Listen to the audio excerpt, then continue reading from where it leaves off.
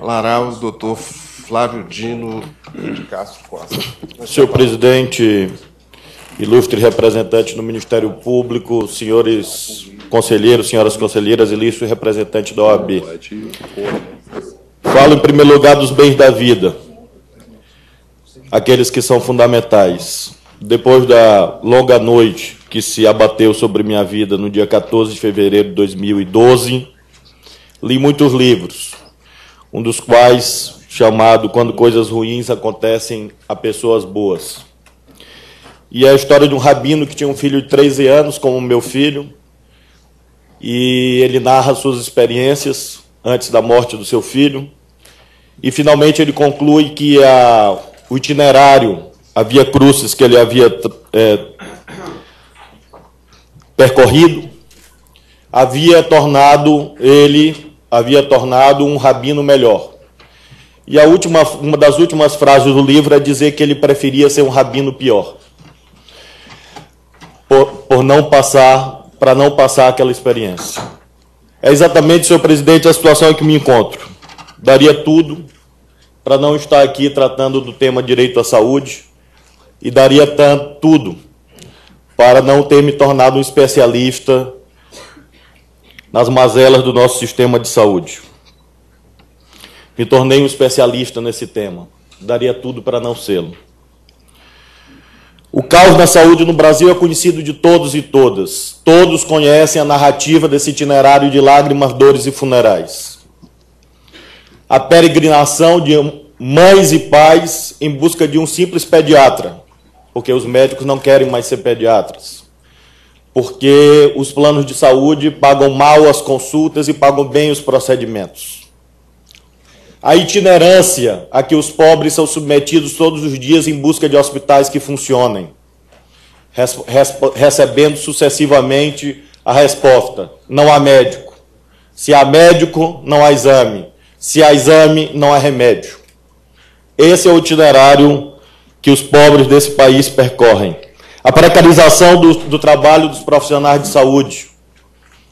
Senhora ministra Maria Cristina Peduzzi, a pediatra que deixou de impedir a morte do meu filho por imperícia, negligência e imprudência, trabalhava 23 horas seguidas. Nenhum piloto de avião pode pilotar 23 horas seguidas. Um motorista de caminhão não pode dirigir um caminhão 23 horas seguidas. Um motorista de automóvel não pode pilotar durante 23 horas seguidas. Mas os médicos hoje trabalham 24, 36 horas consecutivas.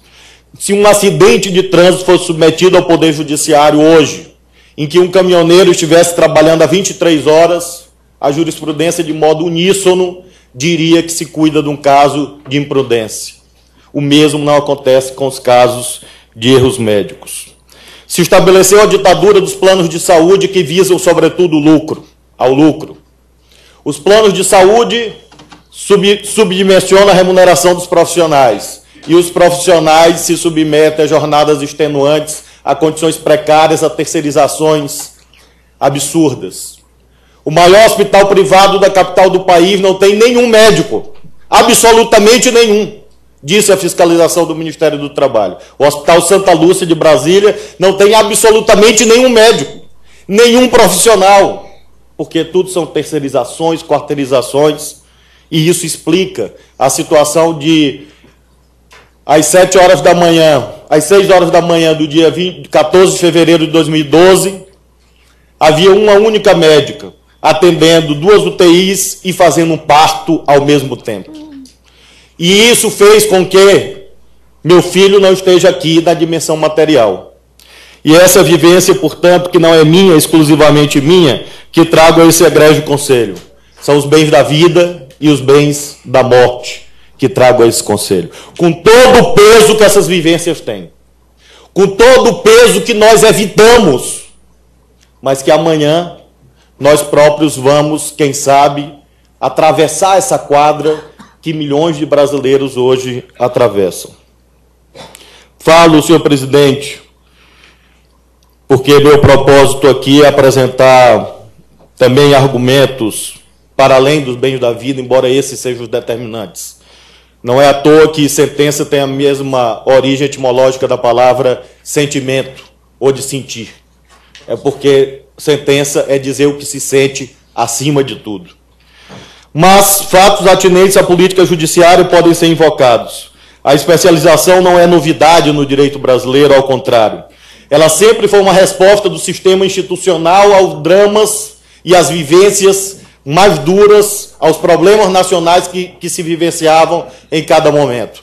Se a Revolução de 30 foi feita para combater as fraudes eleitorais da República Velha, a resposta foi a criação de um ramo especializado do Poder Judiciário com o Código Eleitoral de 1932, a Justiça Eleitoral. Se os direitos sociais nasciam no Brasil nos anos 40, a resposta institucional do Estado brasileiro foi a criação da Justiça do Trabalho.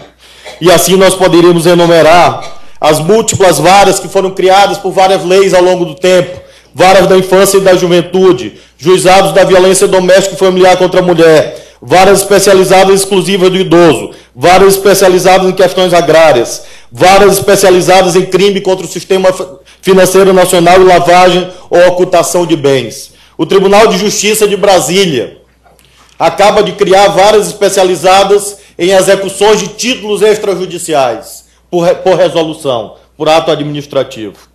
Pergunto, portanto, senhoras e senhores conselheiros, senhor presidente, já caminhando para a conclusão.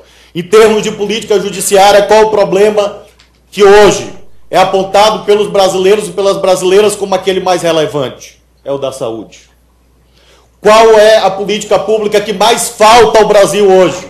É a política pública de saúde, acometendo todas as classes sociais. Não apenas os pobres que sofrem mais, não há dúvida, que eu conheço tão profundamente no meu estado, no Maranhão. Mas também os senhores, as senhoras, as famílias dos senhores e das senhoras que têm plano de saúde, que são magistrados, que são advogados, nós da comunidade jurídica, do Ministério Público, todos nós que aqui estamos, assistimos à deterioração do sistema de saúde pública e privada no Brasil. Não será hora, portanto, senhores conselheiros, de uma resposta institucional similar que foi dada com a criação da Justiça Eleitoral, da Justiça do Trabalho, das varas do idoso, da infância, enfim, todas essas questões? E eu não preciso aqui dissertar, senhor presidente, sobre o peso, a importância que isso tem para a solução desses problemas. Há uma dimensão prática, concreta, de solução das controvérsias, de qualificação da atuação dos juízes nesses temas, de definição de um corpo de peritos, de uma equipe multidisciplinar que avalie mais adequadamente essa situação, as situações submetidas à apreciação do Poder Judiciário, mas há também uma dimensão simbólica. Há sim uma dimensão simbólica que faz parte da ação do Estado, diz respeito mesmo ao âmago da sua legitimação. No caso do ramo judiciário do Estado, mostrar sua sintonia com os problemas nacionais e com os direitos fundamentais que são a resposta para tais problemas. Senhor presidente, de nada vale o generoso catálogo dos direitos fundamentais inscrito nos artigos 5º, 6º e 7º da Carta da República, sem o aparato institucional que garanta o cumprimento desses direitos. Ouso dizer mesmo que o aparato institucional é mais importante do que o catálogo, porque é o aparato institucional que garante aquilo que na Epístola de São Paulo dizia: a letra mata, o espírito vivifica. O espírito não está na letra morta. O espírito está no sistema institucional que garante a vivência concreta e material, a fruição dos direitos generosamente enunciados na Carta da República. Senhor presidente, concluo dizendo que razões jurídicas apontam também para o acolhimento desse pleito. Existe mesmo o direito à devida organização judiciária, uma construção muito inteligente feita pelo meu colega Jonathan, que compartilhou comigo esse pleito. Como emanação, como consequência do due process of law, do devido processo legal, existe um direito imanente à devida organização judiciária como uma derivação do acesso à justiça. O acesso à justiça não é uma declaração isenta de consequências práticas. O acesso à justiça, que significa portas escancaradas, de entrada e de saída, exige uma devida organização judiciária para dar consequência ao acesso à justiça no que diz respeito aos problemas vivenciados pelos jurisdicionados. Senhor presidente, concluo dizendo que falo, sim, em nome do meu filho E é muito difícil para mim dormir muito mal essa noite, estar aqui, porque falar disso é sempre reviver. Peço apenas 30 segundos de Vossa Excelência para concluir. Falar disso é sempre reviver, senhor presidente. Mas eu não posso ter medo, eu tenho que ter coragem, porque meu filho teve coragem até o fim. E é em nome exatamente dessa coragem que eu estou aqui. A coragem de reviver, porque cada palavra que é dita aqui é acompanhada das mais duras lembranças. Mas é em nome dessa vivência, é em nome de reviver tudo isso, que eu falo sim em nome do meu filho. Mas ele não pode voltar nessa dimensão humana. Mas falo, sobretudo, em nome de outros filhos e outras filhas, de brasileiros e brasileiras, que nesse momento, tenho certeza, anseiam por um atendimento médico de qualidade, por um hospital que funcione. Isso cabe, sem dúvida, aos governos. Não quero aqui atribuir esse ônus ao Poder Judiciário. O Poder Judiciário contribui muito com decisões, mas creio que esse Conselho Nacional de Justiça, o qual tive a honra de secretariar há 8 anos atrás, que tantas contribuições já deu para a estruturação mais adequada do Poder Judiciário do país, pode dar mais esse passo. Duro, difícil, não há dúvida, conflituoso, como todas as grandes conquistas da humanidade. E acho que o Poder Judiciário brasileiro agirá em sintonia com a nação, em sintonia com os reclamos mais sentidos do povo, e será um exemplo, mais uma vez, para o mundo, ao instituir esses ramos do Poder Judiciário, que são um reclamo do próprio sistema de saúde. As conferências nacionais de saúde, feitas no âmbito do SUS, têm aprovado a criação de varas e juizados da saúde. Portanto, é uma pauta da sociedade que eu verbalizo aqui.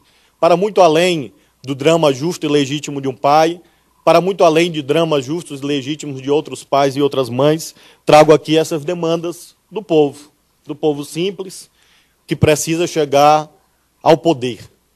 E a minha presença aqui nessa tribuna, na tribuna dos advogados brasileiros, é um jeito, é uma forma de fazer com que essas vozes sejam ouvidas por tão elevada instituição do arcabouço estatal brasileiro. Então, senhor presidente, agradecendo a tolerância e a gentileza de Vossa Excelência, assim como dos nobres conselheiros e conselheiras, formulo ao fim esse pleito de que haja esse exame detido sobre essa possibilidade, que pode ser feita, sim, pela via administrativa, e haja, o nosso pleito é de que haja uma resolução que indique isso.